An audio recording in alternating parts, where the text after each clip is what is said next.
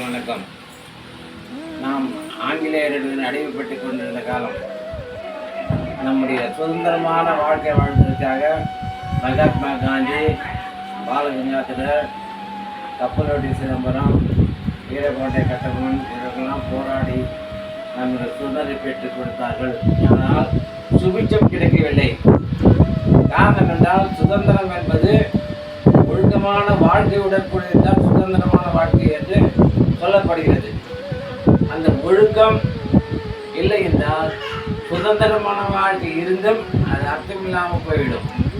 ஆகவே சுதந்திரமான வாழ்க்கை என்பது ஒழுக்கத்துடன் கூடியது. ஆங்கிலத்தில் ஒரு பழமொழி,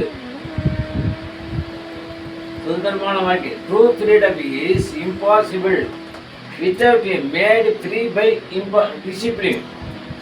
அதாவது ஒழுக்கமில்லாத சுதந்திரம் உண்மையான சுதந்திரம் ஆகாது. ஒழுக்கம் என்பது எத்தனையோ வகை உண்டு. நாம்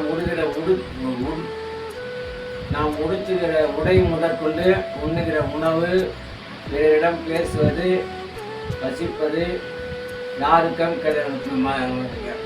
முடிந்த வரைகள் பிறருக்கு உதவி செய்து யாருக்கும் கெடுதல் செய்யக்கூடாது. உண்மை பேசுவது, பொய் சொல்லக்கூடாது. ஆகவே இந்த கருத்தில் வைத்துதான் நம்முடைய மகாத்மா காந்தி உண்மை, ஒழுக்கம், உயர்வு என்ற தாரக மந்திரத்தை மக்களுக்காக எடுத்துரைத்தார். உண்மை, பொய் சொல்லலாம், எதற்காக திருவள்ளுவர் சொல்கிறார், நீ சொல்லக்கூடிய பொய்யினால் உண்மை பயக்குமெனில் பொய் சொல்லலாம்.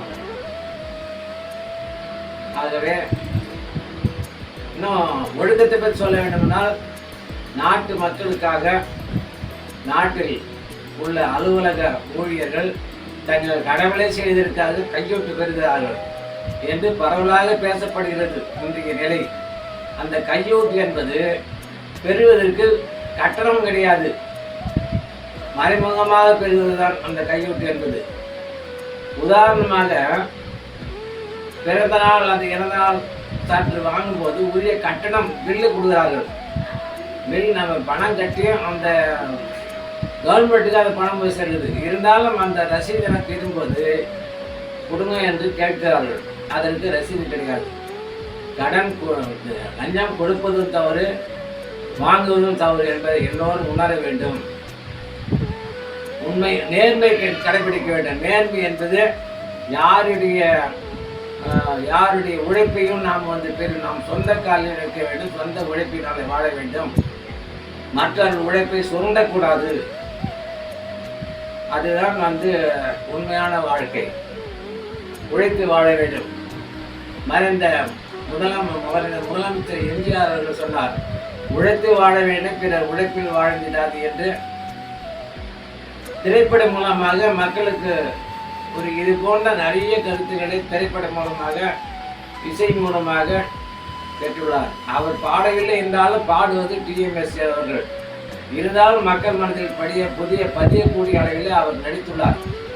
இதையெல்லாம் நாம் கருத்தில் கொண்டு நேர்மையாகவும் பொய் சொல்லாமலும் பிறருக்கு உதவியும் வாழ்ந்தால் நாம் வாழ்க்கையில் உயர்வடைவோம். பிறருக்கு நாம் நன்மை செய்தால் இறைவன் நமக்கு நன்மை கொடுப்பார். ஆகவே எல்லோரும் நேர்மையாகவும் உண்மையாகவும் நடந்து கொண்டால் நாம் வாழ்வில் வெற்றி பெறுவோம். வாழ்க வளமுடன். By M Thangamani. வணக்கம். நலம். ஜெய்கன். வாழ்க வளமுடன். ஜெய்கன்.